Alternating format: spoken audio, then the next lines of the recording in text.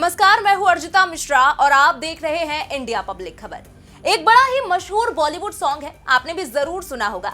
भोली सी सूरत, आंखों में मस्ती, दूर खड़ी शर्माई।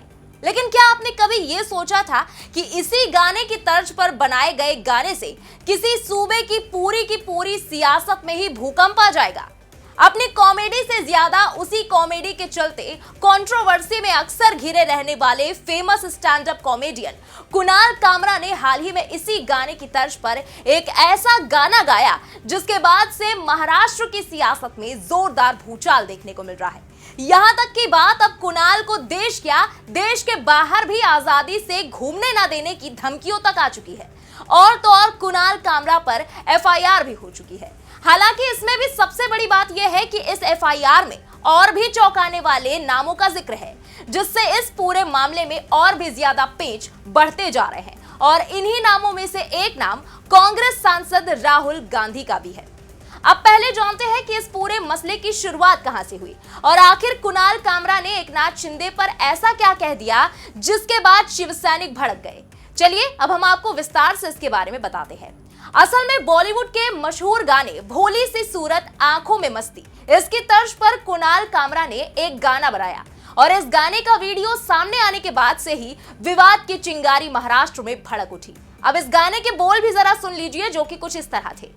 ठाणे की रिक्शा, चेहरे पे दाढ़ी, आंखों पर चश्मा, हाय एक झलक दिखलाए, कभी गुवाहाटी में छुप जाए, मेरी नजर से तुम देखो, गद्दार नजर वो आए। ठाणे की रिक्शा, चेहरे पे दाढ़ी, आंखों पे चश्मा, हाय मंत्री नहीं है वो दल बदलू है, और क्या कहा जाए, जिस थाली में खाए उसमें ही वो छेद कर जाए, मंत्रालय से ज्यादा फडणवीस की गोदी में मिल जाए, तीर कमान मिला है इसको, बाप मेरा ये चाहे। ठाणे की रिक्शा, चेहरे पे दाढ़ी, आंखों पे चश्मा, हाय। वहीं इस पर शिवसेना कार्यकर्ताओं में जबरदस्त नाराजगी फैल गई और उन्होंने कामरा के खार स्थित दफ्तर में जबरदस्त तोड़फोड़ की। इस पूरे घटनाक्रम के बाद इस मुद्दे को लेकर सियासी बहस तेज हो गई है। विपक्ष जहां इसे अभिव्यक्ति की आजादी पर हमला बता रहा है, तो वहीं सत्ता पक्ष का कहना है कि कॉमेडी की भी एक सीमा होनी चाहिए। अब जान लेते हैं कि इस मामले पर सत्ता पक्ष ने क्या कुछ कहा। महाराष्ट्र के सीएम देवेंद्र फडणवीस ने इस पर प्रतिक्रिया देते हुए कहा कि स्टैंड अप कॉमेडी करने की आजादी है, लेकिन वो जो चाहे बोल नहीं सकता। महाराष्ट्र की जनता ने तय कर लिया है कि गद्दार कौन है। कुणाल कामरा को माफी मांगनी चाहिए, ये बर्दाश्त नहीं किया जाएगा। कॉमेडी करने का अधिकार है, लेकिन अगर ये जानबूझकर हमारे उप मुख्यमंत्री एकनाथ शिंदे को बदनाम करने के लिए किया जा रहा है तो ये सही नहीं है। कुणाल कामरा ने राहुल गांधी द्वारा दिखाई गई वही लाल संविधान की किताब पोस्ट की है।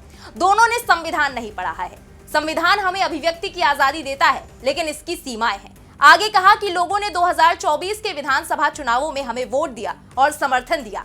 जो देशद्रोही थे उन्हें लोगों ने घर भेज दिया। बाला साहेब ठाकरे के जनादेश और विचारधारा का अपमान करने वालों को लोगों ने उनकी जगह दिखा दी।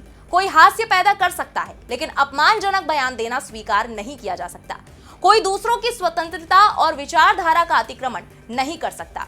इसे अभिव्यक्ति की स्वतंत्रता के रूप में उचित नहीं ठहराया जा सकता। वहीं डिप्टी सीएम अजित पवार ने भी कहा कि किसी को भी कानून, संविधान और नियमों से परे नहीं जाना चाहिए। उन्हें अपने अधिकारों के भीतर बात करनी चाहिए। विचारों में मतभेद हो सकते हैं, लेकिन यह ध्यान रखना जरूरी है कि उनकी बातों की वजह से पुलिस को दखल न देना पड़े। उधर शिंदे गुट की शिवसेना की तरफ से भी इस मामले पर कड़ी आलोचना की गई। शिवसेना सांसद नरेश म्हस्के ने तो सीधे सीधे कुणाल को अल्टीमेटम दे डाला। उन्होंने कहा कि कुणाल कामरा एक किराए का कॉमेडियन है और वो कुछ पैसों के लिए हमारे नेता पर टिप्पणी कर रहा है। महाराष्ट्र की बात तो दूर, कुणाल कामरा भारत में कहीं भी स्वतंत्र रूप से नहीं जा सकता। शिवसैनिक उसे उसकी जगह दिखा देंगे। हमें संजय राउत और शिवसेना यूवीटी के लिए दुख है कि उनके पास हमारे नेता पर टिप्पणी करने के लिए कोई पार्टी कार्यकर्ता या नेता नहीं बचा है। यही वजह है कि वो इस काम के लिए उसके यानी कि कुणाल कामरा जैसे लोगों को काम पर रख रहे हैं। आगे कहा कि हम बाला साहेब ठाकरे की विचारधारा का पालन करते हैं और हम ये सुनिश्चित करेंगे कि कुणाल कामरा ना तो महाराष्ट्र में और ना ही देश में कहीं भी स्वतंत्र रूप से घूम सके। कुणाल कामरा को करारा जवाब मिलेगा और वो आकर अपनी गलती के लिए माफी मांगेगा। तो वहीं बीजेपी विधायक राम कदम ने कहा कि कुणाल कामरा देश के शीर्ष नेताओं और पत्रकारों के लिए बार बार अपमानजनक भाषा का इस्तेमाल करते हैं, तुच्छ प्रचार के लिए। क्यों? क्या वो अभिव्यक्ति की स्वतंत्रता के नाम पर किसी के लिए कुछ भी कहेंगे? एकनाथ शिंदे महाराष्ट्र के उप मुख्यमंत्री हैं, वो पूर्व मुख्यमंत्री हैं। आगे कुणाल कामरा से सवाल करते हुए कहा कि क्या वो यानी कि कामरा उनके लिए ऐसा कहेंगे? ये महाराष्ट्र की धरती का अपमान है। वो किसके ठेके पर काम कर रहे हैं? ठाकरे गुट के। समय तो देखिए, क्या कुणाल कामरा ने जानबूझकर लोगों का ध्यान भटकाने के लिए यही समय चुना? जैसे ही दिशा सालियान मामले में ठाकरे परिवार का नाम आया, वो भी ठाकरे गुट के इशारे पर। क्या कारण है? अब समय आ गया है कि जहां भी वो दिखे उनका मुंह काला कर दिया जाए। महाराष्ट्र सरकार कुणाल कामरा के खिलाफ सख्त कार्रवाई करेगी। हम उन्हें चेतावनी देते हैं कि वो तुच्छ प्रचार के लिए अपमानजनक भाषा का इस्तेमाल नहीं कर सकते। हालांकि कुणाल कामरा विवाद मामले में शिवसेना के कार्यकर्ताओं की ओर से तोड़फोड़ किए जाने को लेकर विपक्ष ने भी मोर्चा संभाल लिया है। इसी कड़ी में शिवसेना यूबीटी सांसद संजय राउत ने कहा कि मैं कुणाल कामरा को बहुत पहले से जानता हूं, वो हम पर इसी तरह की टिप्पणी करता था। हालांकि मेरा मानना है कि अभिव्यक्ति की आजादी है। अगर कोई व्यक्तिगत टिप्पणी नहीं है तो उसे स्वीकार किया जाना चाहिए। अगर टिप्पणी किसी राजनीतिक विचारधारा पर है तो उसे स्वीकार किया जाना चाहिए। यही हमारे देश की लोकतंत्र की खूबसूरती है। कुणाल कामरा के दफ्तर स्टूडियो में तोड़फोड़ की गई, वो गुंडागर्दी है। उधर शिवसेना यूबीटी सांसद अरविंद सावंत ने बाला साहेब ठाकरे का जिक्र करते हुए कहा कि मुझे लगता है कि कुणाल के द्वारा कहा गया हर शब्द हर वाक्य सही है। विपक्ष में बैठे सभी लोग उन पर यही आरोप लगा रहे हैं। उन्होंने कविता के रूप में ये कहा, अगर हम कहते हैं कि इस देश में लोकतंत्र है और हम इस पर विश्वास करते हैं तो हमें ये सब स्वीकार करना चाहिए। आलोचना तो आलोचना ही होती है, कभी कभी कोई नकल भी कर लेता है। आगे कहा कि बाला साहेब ठाकरे एक प्रसिद्ध कार्टूनिस्ट थे। उन्होंने शरद पवार, सोनिया गांधी, इंदिरा गांधी और नेहरू के कैरिकेचर बनाए थे। अगर आज का समय होता तो वो हर दिन उनके खिलाफ मामले दर्ज करते। तोड़फोड़ करने वालों के खिलाफ एफआईआर दर्ज होनी चाहिए। क्या वो आलोचना स्वीकार नहीं कर सकते? तो वहीं प्रियंका चतुर्वेदी ने भी कहा कि वो एक ऐसे मजाक पर धमकी दे रहे हैं जिसमें एकनाथ शिंदे का नाम तक नहीं लिया गया। सिर्फ बुद्धिमान ही इसका संकेत समझ सकते हैं। अगर आपको आपत्ति है तो एफआईआर दर्ज करें और हमें कानूनी प्रक्रिया से अवगत कराएं। उनकी बर्बरता से पता चलता है कि इससे उन्हें ठेस पहुंची है और वो जो मजाक के जरिए कह रहे हैं उसमें सच्चाई है। इसीलिए उन्होंने इस तरह का हमला किया है। उन्होंने नागपुर में भी इसी तरह की आग लगाई, अब वो मुंबई में ऐसा कर रहे हैं। ये किस तरह की असहिष्णुता है? अगर आपको कुछ पसंद नहीं है तो पुलिस में शिकायत दर्ज करें, लेकिन अगर ऐसा व्यवहार है तो मुझे लगता है कि मुंबई के लोग देख रहे हैं, महाराष्ट्र देख रहा है कि कैसे कानून और व्यवस्था को हाथ में लिया जा रहा है और वो गुंडागर्दी पर उतर आए हैं। वहीं इन सबके बीच कांग्रेस भी कुणाल कामरा के सपोर्ट में मैदान में उतर आई है। कांग्रेस विधायक नाना पटोले ने इस मामले पर बात करते हुए कहा कि महाराष्ट्र में कोई कानून व्यवस्था नहीं है। लोग डर के मारे महाराष्ट्र छोड़ रहे हैं, उद्योग यहां से जा रहे हैं। सरकार कहती है कि राज्य में शांति होनी चाहिए, लेकिन वो इस तरह की बर्बरता कर रहे हैं। वो महाराष्ट्र को नष्ट करना चाहते हैं। उधर कांग्रेस सांसद इमरान मसूद ने भी यही बात दोहराते हुए कहा कि ये दुर्भाग्यपूर्ण है और ये लोग महाराष्ट्र को बर्बाद कर रहे हैं। ये एक ऐसा राज्य है जो राष्ट्रीय आर्थिक प्रगति में अग्रणी है और निवेश प्राप्त करता है। महाराष्ट्र में जो माहौल वो बना रहे हैं, कोई भी निवेशक यहाँ नहीं आएगा। महाराष्ट्र के युवा पलायन करने को मजबूर हैं। महाराष्ट्र की हालत अधिकांश राज्यों से भी बदतर हो जाएगी। इसका पश्चिम बंगाल से बड़ा उदाहरण कोई और नहीं हो सकता।